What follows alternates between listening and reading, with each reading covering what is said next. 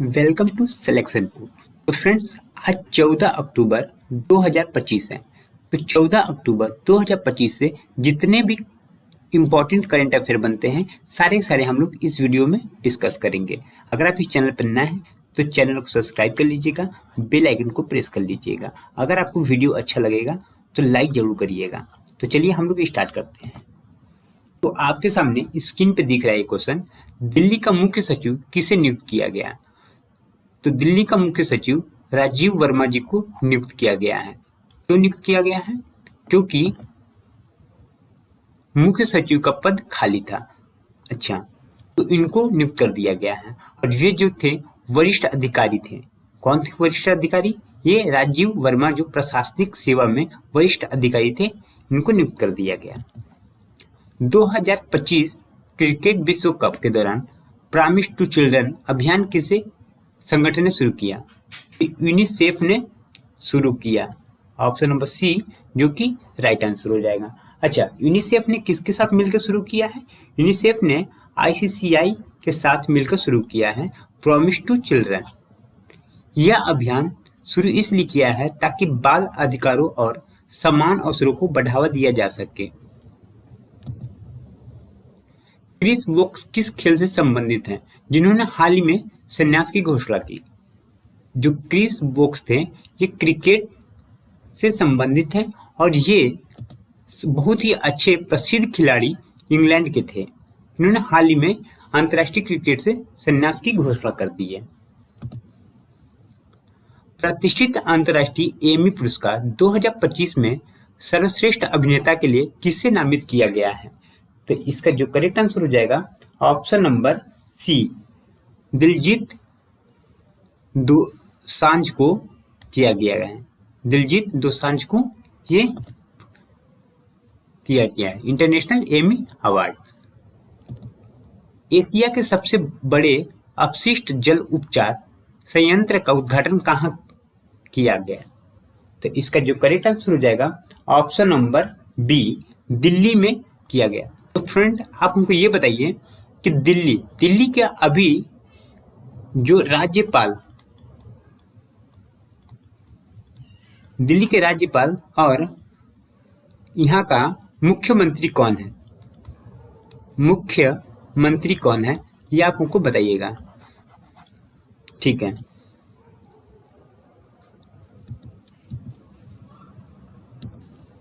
भारत ने पहली सीमा पार रेल संपर्क स्थापित करने के लिए किस देश के साथ समझौता किया? तो भारत ने पहली सीमा पार रेल संपर्क स्थापित भूटान के साथ किया, तो जो कि ऑप्शन नंबर बी जो कि करेक्ट आंसर हो जाएगा। अच्छा, ये भूटान के साथ क्या है? ये पहली बार समझौता किया गया है। 2 अक्टूबर 2025 को महात्मा गांधी जी की जयंती मनाई जाती है। ये तो सबको पता है, पर ये कौन सी जयंती मनाई गई ये अगर आपको पता है तो बताइए। तो इसका जो करेक्ट आंसर हो जाएगा ऑप्शन नंबर बी, 156वीं जयंती मनाई गई 2 अक्टूबर को महात्मा गांधी की। चलिए, अच्छा, उस दिन और किसको मनाया जाता है? उस दिन आप खुद बताइएगा, लाल बहादुर शास्त्री जी को मनाया जाता है, किसका मनाया जाता है? आप कमेंट करके बताइएगा, हम नहीं बताएंगे, आप कमेंट करके बताइएगा। भारत पहली बार सी फूड कांग्रेस 2026 का आयोजन किस शहर में करेगा? तो इसका जो करेक्ट आंसर हो जाएगा ऑप्शन नंबर बी, चेन्नई में करेगा।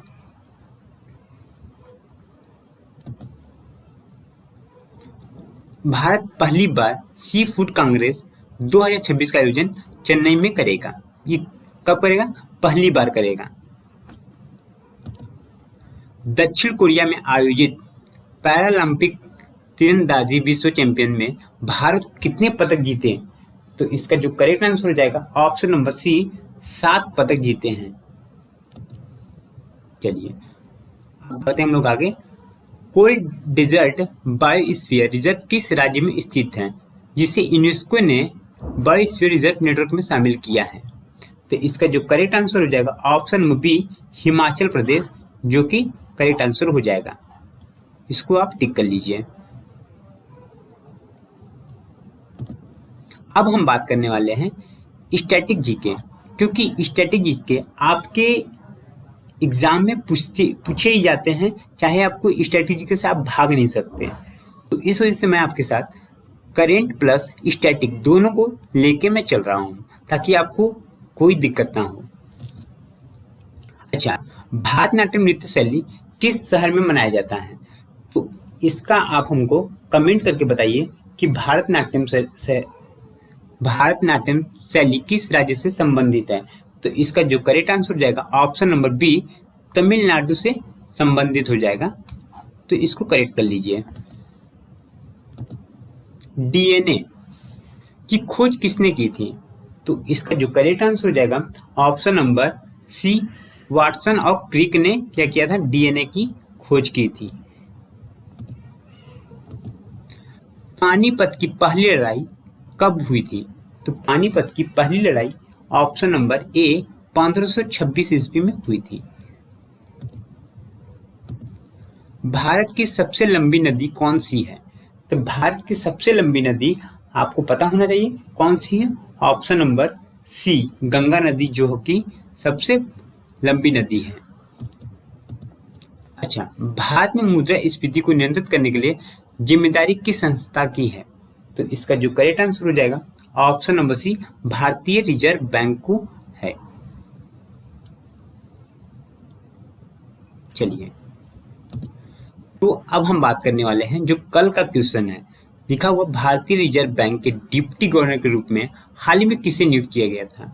तो आपको मैंने बताया था, जो लोग ने वीडियो नहीं देखा है तो आप वीडियो देख लीजिएगा।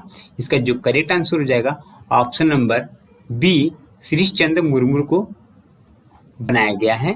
क्या बनाया गया है? Deputy governor. अच्छा, तो गवर्नर कौन है?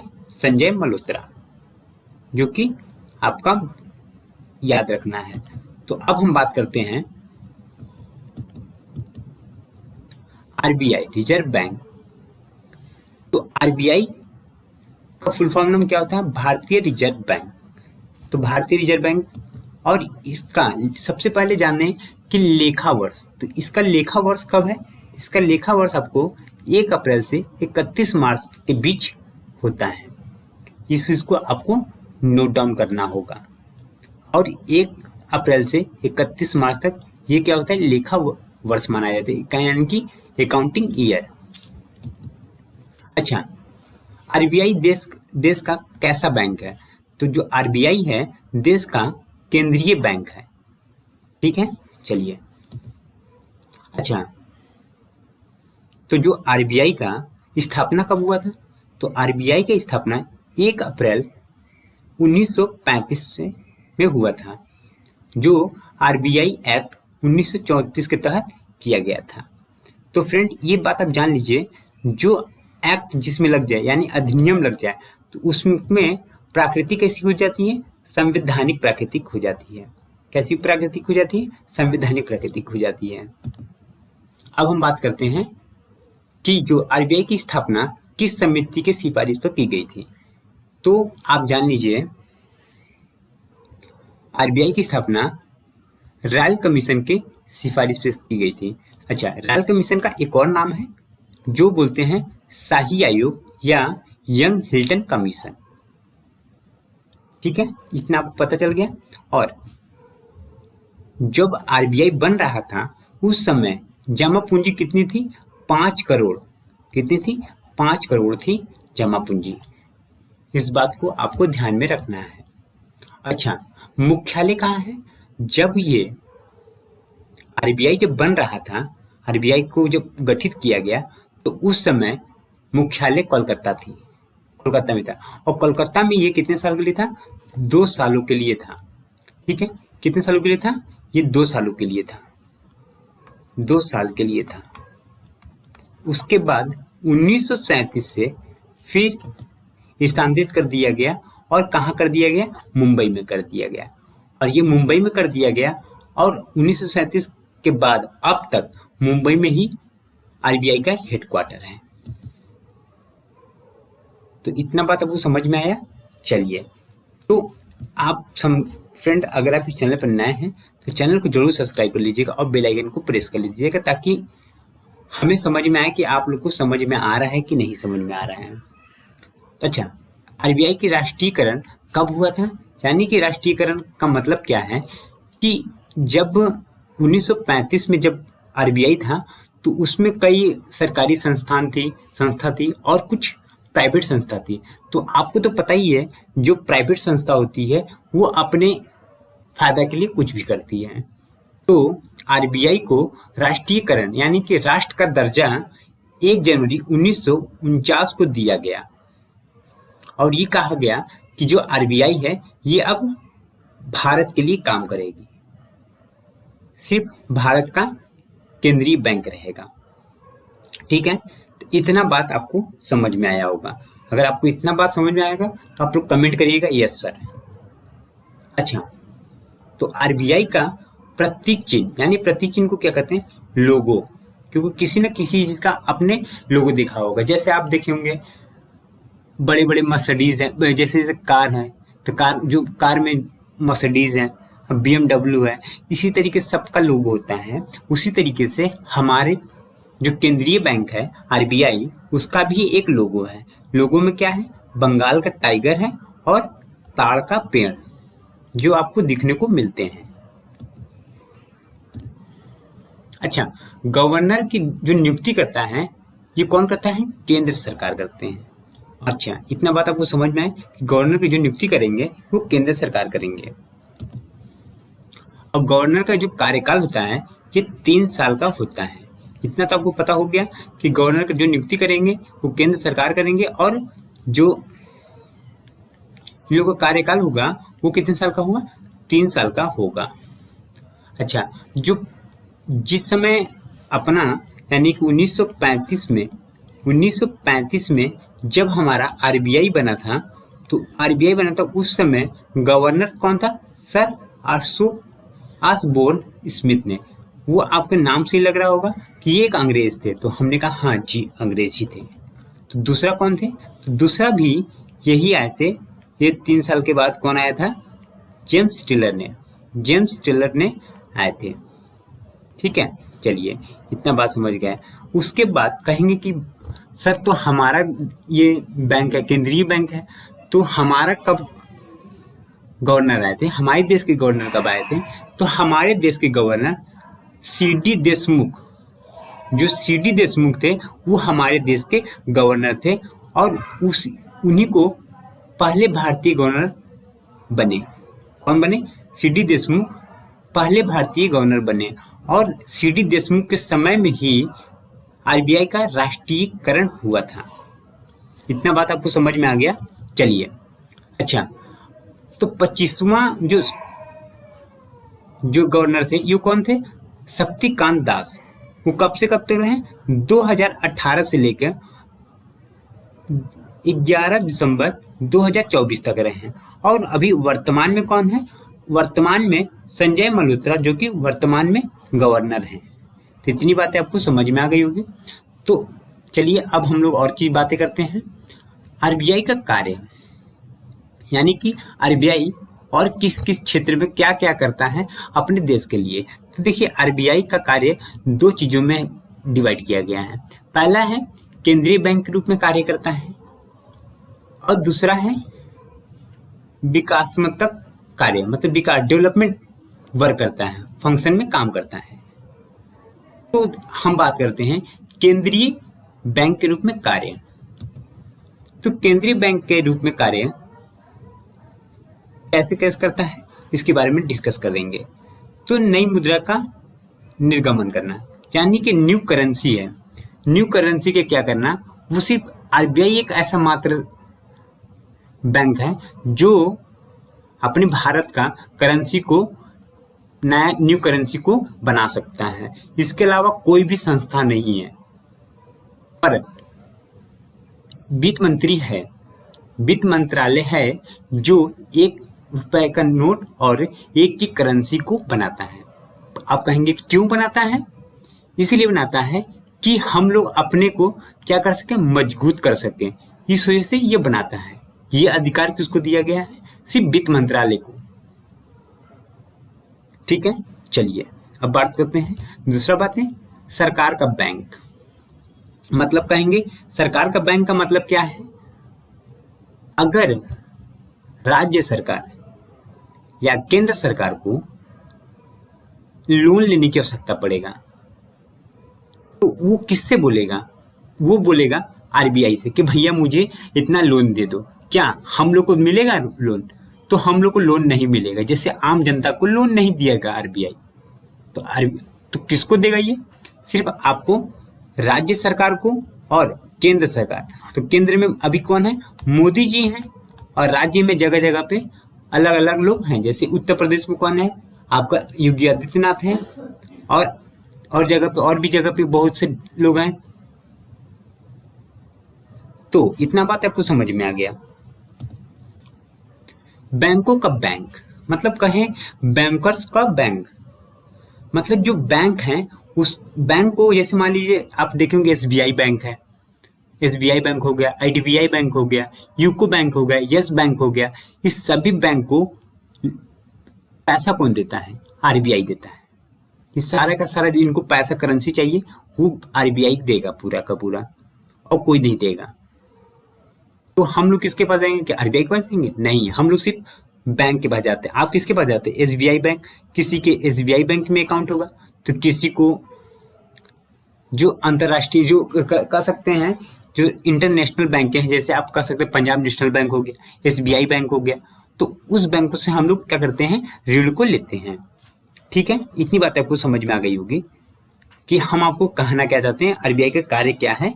इतना आपको बातें को समझ में आ गया। ये सब देखिए पॉइंट बहुत ही इंपॉर्टेंट है, जो कि आपके एग्जाम के लिए पूछे गए हैं और पूछे भी जाते हैं।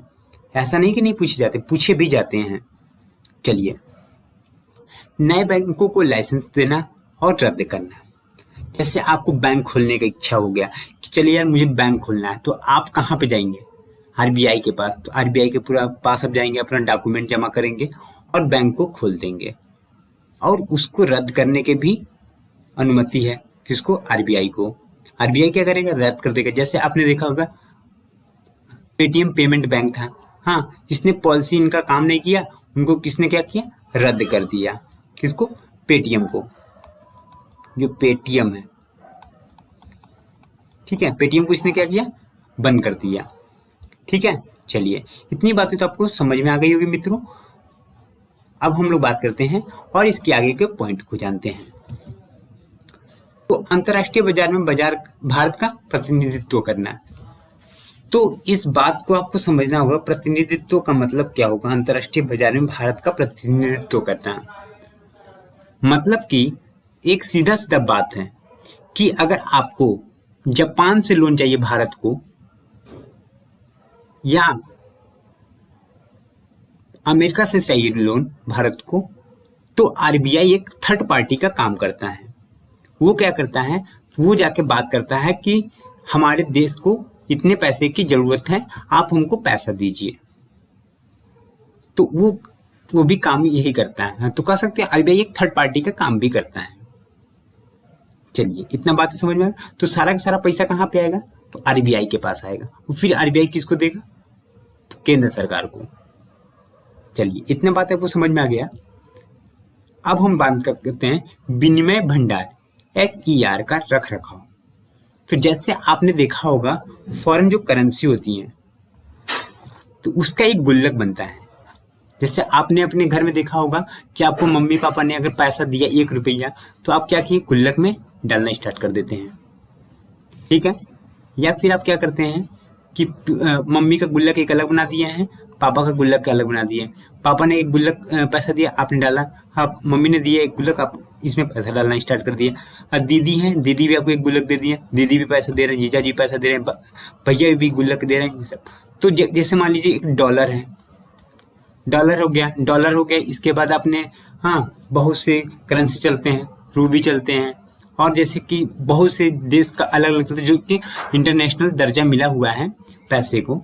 तो उसको क्या करता है हमारा जो आरबीआई है, वो इसका रख रखाव करता है कि ताकि अगर हमको कुछ भी जरूरत पड़े तो उसको हम लोग ले सकें। इतना आपको बात में समझ में आया कि हमको फॉरेन का सामान लेना है तो फॉरेन करेंसी दिए और तो सामान हम लोग ले लिए, बाहर की चीज़ों को लेने रहा। तो इतना बात आपको समझ में आ गया। तो चलिए अब बढ़ते हैं हम लोग नेक्स्ट पॉइंट पढ़ते हैं, तरलता और मुद्रा प्रवाह पर नियंत्रण। कि मुद्रा प्रवाह मतलब कैसे इसको नियंत्रण करना है पैसे को, तो वो करता है। तो इसका काम कौन करता है? एक मौद्रिक नीति। ये मौद्रिक नीति के बारे में हम आपको डिटेल में बताएंगे, क्योंकि इसमें अगर आपको हम बताने लगेंगे तो काफी ज्यादा टाइम लग जाएगा और आप सही से समझ नहीं पाएंगे और वीडियो बहुत लेंथी हो जाएगा।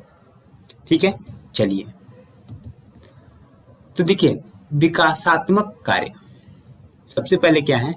विकासात्मक कार्य, जैसे कि हम लोगों ने बात किया, दूसरा नंबर पॉइंट है। तो सबसे पहला कार्य क्या है? वित्तीय साक्षरता।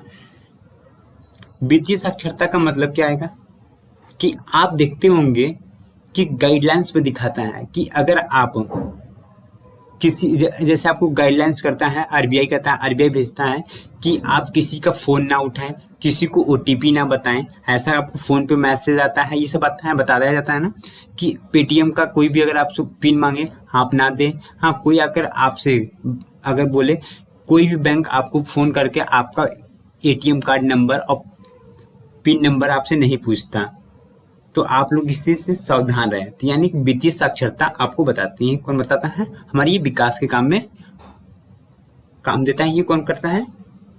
आरबीआई। तो आरबीआई का काम रहता है हम लोग गाइडेंस करना। और दूसरा क्या बात है इसकी? वित्तीय समावेशन। वित्तीय समावेशन आपको 2015 में देखने को मिला होगा। क्या मिला होगा? कि आपने देखा होगा जो वंचित परिवार से लोग हैं, जो गरीब समुदाय से, जो गरीब लोग हैं, उनको अकाउंट नहीं खुलता था। तो आपने देखा होगा हमारे केंद्र सरकार ने क्या किया, लोगों को जीरो बैलेंस पे अकाउंट खोलने के लिए इन्होंने हर बैंक को बोला, आरबीआई से गाइडलाइंस जारी करवाएं कि ये होना ही चाहिए। तो अब आप देख रहे होंगे कि हर गांव में हर गरीब को अकाउंट, जीरो बैलेंस पे अकाउंट खुला हुआ है। उसी तरीके से आपने देखा होगा सब्सिडी। सब्सिडी कैसे आएगा? तो सब्सिडी भी आपको इसी के माध्यम से आता है कि आप सब्सिडी मिला तो आप अकाउंट में आपका आ रहा है। जो उज्ज्वला योजना, उज्ज्वला योजना के ने बहुत से लाभान्वित लाभ पाए, उनको अकाउंट में सीधे 100, 200, 300 रुपये जो भी आता होगा आता है। आता है कि नहीं आता है? आप लोग कमेंट करिएगा। फिर बैंकों का डिजिटलीकरण। तो बैंकों का क्या किया गया? डिजिटलीकरण किया गया, ताकि आप देखे होंगे फोन पे, अब फोन के थ्रू आपको, हाँ, कई बैंकों को, जैसे अब एसबीआई का यूनो चले गया, तो इन्होंने गाइडलाइंस किया कि आप लोग सभी लोग अपना अपना एक ऐप बनवाएं। हाँ, इस ऐप के माध्यम से लोगों तक बातें समझे, ताकि हाँ कोई फ्रॉड जल्दी ना हो सके, कुछ भी अलर्ट आपके इसके बाद जारी हो जाए। तो इन्होंने क्या किया? बैंकों का डिजिटलीकरण करने के लिए लोगों को गाइड किया। तो हम लोग ने इतना आरबीआई के बारे में समझा। तो फ्रेंड्स, आरबीआई के बारे में आपको इतना समझ में आया? आप लोग कमेंट करके बताइएगा कैसा वीडियो लगा। अगर आप कहेंगे डिटेल में बताने के लिए और डिटेल में, तो हम आपके लिए 1 घंटे का वीडियो ला देंगे। बट ये जो है बहुत ही इंपॉर्टेंट सेक्शन था, ये आपको इसको पढ़ लीजिएगा। तो आज का क्वेश्चन है, कोलंबो में आयोजित 7वां सैफ अंडर 70 फुटबॉल किसने जीता है? तो आप लोग इसको कमेंट करिएगा। और फ्रेंड्स, मैं आपसे यही कहूंगा, मॉर्निंग उठ के आप लोग अपने लिए टारगेट फिक्स करो और इस टारगेट को क्या करो? अचीव करने में लगा दो। तो देखोगे ऑटोमेटिक आपकी जिंदगी सही हो जाएगी, जिसमें कुछ करने की जरूरत नहीं पड़ेगा। तो आप लोग चैनल को क्या करना है? सब्सक्राइब करना है और बेल आइकन को प्रेस करना है। अगर वीडियो आप लोग ने यहाँ तक देखा है, अगर आपको वीडियो अच्छा लगा है फ्रेंड, तो वीडियो को आप लाइक जरूर कर दीजिएगा और इस क्वेश्चन को ज़्यादा से ज़्यादा डिटेल आप लिखिए। अगर आप ज़्यादा से ज़्यादा डिटेल लिख देंगे तो मैं विश्वास दिलाता हूँ आपको सैफ अंडर 17 के बारे में पूरे अच्छे से रट जाएगा।